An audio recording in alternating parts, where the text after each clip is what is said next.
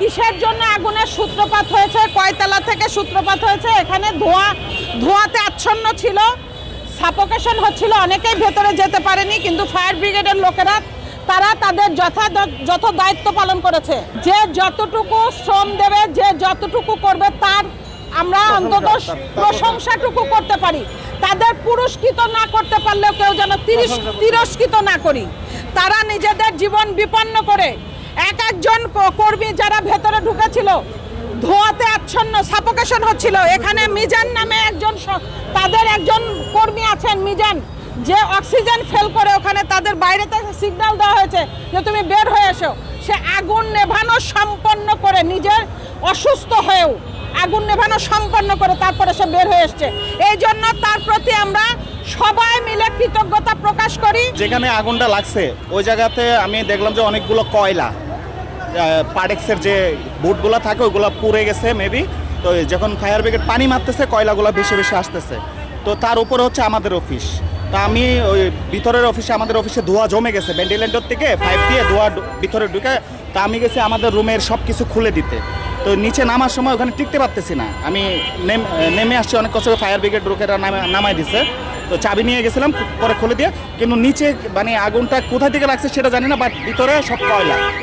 Fire brigade সাথে সাথে response করছে, বাট রাস্তায় যে পরিমাণ জ্যাম ছিল তাদের আসতে একটু বেগ পেতে হয়েছে। আগুন লেগেছিল কয়টা এক্স্যাক্টলি? 6টায় মেবি, 6টা 6:30টায়। আমার বড় ভাই থাকেন আর ভাবি থাকেন এই বিল্ডিংয়ের 12 তলাতে। যখন আগুন লাগে, আগুন লাগার পরে বিদ্যুৎটা অফ হয়ে যায়। অফ হয়ে যাওয়ার পরে ওনারা চলে গেছেন ছাদে। ওনারা দুইজন ছাদে আছে, আমি কথা বলছি, ওনারা নিরাপদে আছে, এখনও ছাদে আছে, নিরাপদে আছে। আমি কথা বললাম যে ফায়ার সার্ভিস বা পুলিশের সহযোগিতায় নামবেন কিনা। বললো যে এত নিচে বয়স্ক মানুষ নিচে নামতে পারবে না, জেনারেটর চালু হলে ওনারা ওনাদের ফ্ল্যাটে চলে যাবে। এখন ছাদে আছে, নিরাপদে আছে। এরকম একটা চেম্বার আছে, ওই চেম্বারের একটা স্টোর রুম আছে, স্টোর রুম থেকে আগুনটা মূলত লাগে। তো বিশেষত বোঝা যাচ্ছে যে এটা শর্ট সার্কিট থেকে, কারণ ওখানে যে বল সিলিং ছিল, বল সিলিং এর উপরে যে কেবল ছিল, কেবলের যে তারগুলো গলে আছে, তো বোঝা যাচ্ছে যে এটা শর্ট সার্কিট থেকে আগুনটা ঘটেছে। এখনো পর্যন্ত আসলে আমরা এখনো ফায়ার ফাইটিং করছি। এখন এটা আমরা যখন তদন্তে যাব, তদন্তে গেলে তখন এটা বেরোয় আসবে আসলে মূলত তাদের কি ব্যবস্থা ছিল না ছিল, বা আমরা আগুনটা মূলত মূল কারণটা কি আমরা বলতে পারবো। এখন এই মুহূর্তে তো আমরা ভবন মালিকের কাউকে পাচ্ছি না আসলে। মূলত এখন আমাদের প্রথম ফার্স্ট প্রায়োরিটি হচ্ছে ফায়ার ফাইটিং।